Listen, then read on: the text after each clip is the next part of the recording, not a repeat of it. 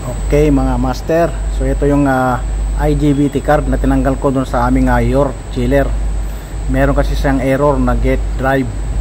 Pagka get drive kasi ang error mga master, ang nagiging problema lang ito, yung IGBT card. So ang pinapalitan ko lang dyan yung IGBT module mga master. So ito, meron kaming mga bago rito, may mga pamalit kami. Kasi pagka nagkakaroon ng error na ganyan, yan lang pinapalitan ko mga master, yung IGBT module. Yan lang nasisira dyan mga master pagka nagkaroon ng error na get drive. So ngayon papalitan ko mga master. Okay, so yan lang naman yung IGBT module ang tatanggalin natin. So ayan na nga mga master, fast forward na tayo. So napalitan ko na.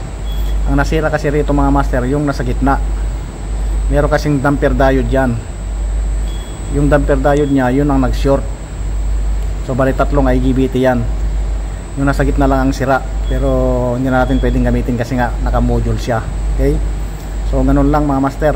So sharing lang kung sakaling may chiller kayo na kagaya nito at nagkaroon ng error na get drive, no? So yun lang ang pinapalitan dyan, yung IGBT module. Okay mga master, thank you for watching.